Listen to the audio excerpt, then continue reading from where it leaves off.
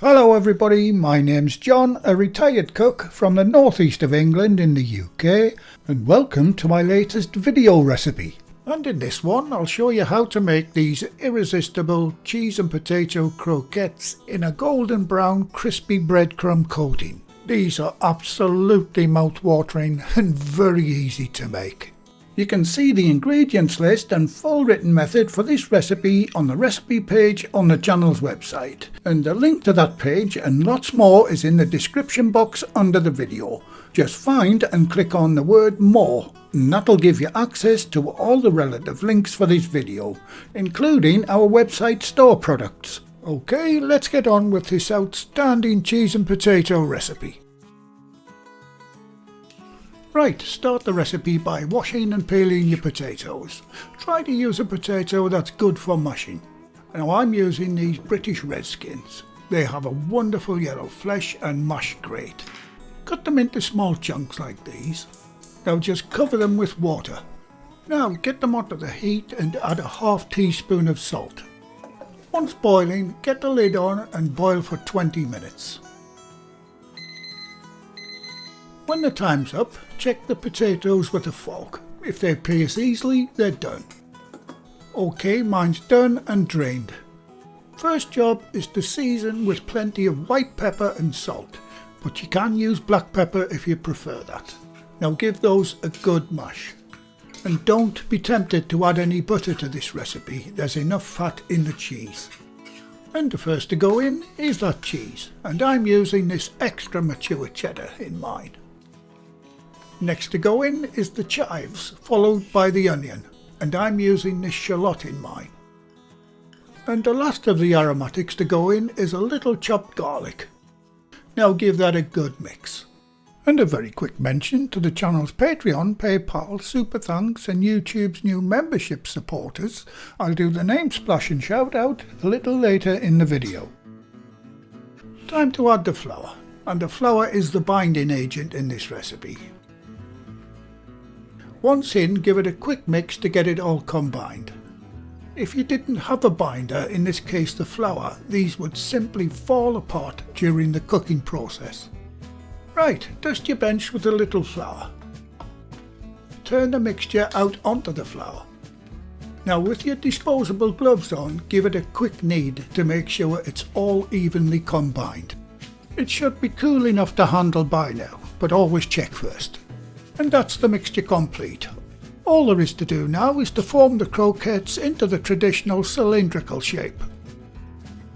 Right, time to form these beautiful croquettes. Start by dividing the mixture into 12 equal pieces. I like to do this exactly using my digital scales, but you can eyeball them if you wish. Mine works out at 45 grams each. So first I'll divide all my mixture into 12 pieces. And if you are using scales, try to work in grams if you can.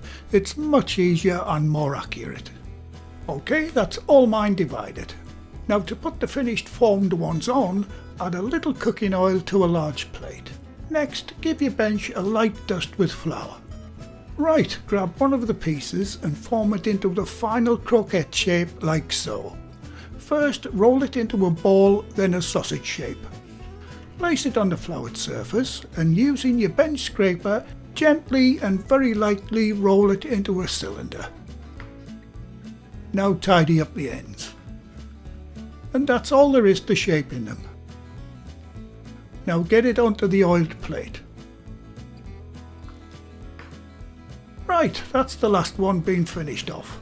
Now these have to be frozen before we cook them. So get them into the freezer for at least 6 hours before we start the cooking process. And here's all mine completely frozen and ready to cook. One other thing, after they've been in the freezer for the first hour, check that they're not sticking to the plate. And that's the beauty about this recipe. You can stock your freezer with prepared ones, then just grab a couple when you fancy them. Right, on to cooking them. And I'll start with 3 croquettes straight from the freezer. And these are the crumbing ingredients. From right to left we have plain flour seasoned with a little salt, 1 or 2 beaten eggs depending on how many you want to cook, and in this last tub I'm using some panko breadcrumbs. You can make your own breadcrumbs if you wish, but these croquettes are a bit special, so I like to use the best. Start by dipping the croquette in the flour and brush off any excess. Begin by coating the ends first, and apart from the flour, do this twice. Everything gets a double dip in the egg and crumbs in this recipe. Once you've done the ends, roll the whole thing in the egg and crumbs twice. This double dipping gives the croquettes a wonderful crunchy coat when fried. Back into the beaten egg, a quick roll.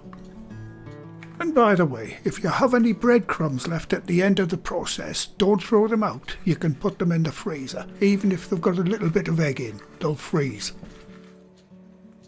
Right, that's the first one done. And with these being frozen, it makes this job much easier. But that's not the main reason these are cooked from frozen. I'll explain why in a moment. And that's my 3 ready to go. And if you've been enjoying the recipes here on the channel, why not treat yourself to my 5 recipe books. Each one is packed with many of the dishes you've seen on YouTube, and they include helpful tips and handy QR codes that take you straight to the full video. And we have a very special deal on at the moment. Buy our 5-pack of books on our website only, and the Bread Book 4 is included absolutely free, saving you a massive £11, so get your order in while the deal lasts. Okay, time to fry them off. So get your frying pan onto the heat with around 1 centimetre of cooking oil, and for these I'm using vegetable oil. And bring the temperature up to around 160 degrees Celsius, that's 320 Fahrenheit. Now place your croquettes carefully into the oil. And if you don't have a thermometer, you want to get it so your croquettes are gently bubbling like you see in the video. These croquettes have to be fried low and slow. If you try to fry these too quick, the cheese and potato will get way too hot before the outer coat has time to set. And that will cause the inside to go very loose and runny and will burst through the crumb coating. And that's why these are best cooked from frozen. It gives the outer crumb time to cook and harden while the inner gets up to temperature slowly. Just keep turning them every minute or so they end up evenly fried. In real time, these should take around 12 to 14 minutes to fry. Right, these are done, so I'll get them out and onto a kitchen paper lined plate. And they're looking fantastic, and the aroma is incredible. And that's the last one out. Okay, now here's a good example of what I've been talking about. The filling is just starting to bubble through the crumb. If I'd left this one in the pan any longer, that would have just split down the middle. So just caught that one in time. And that's my 3 done. Time to give one a try. If you're looking for ideas to serve these, I normally have 1 or 2 of these as part of a cooked breakfast now and then. And our kids love a couple of these with fish fingers, peas and tartar sauce. It's such a treat. That breadcrumb shell is really crispy, just the way they should be. And piping hot in the middle. Time for a bite. And they are incredibly tasty. The cheese, onion, garlic go so well together. Absolutely delicious, guys, and very easy to make.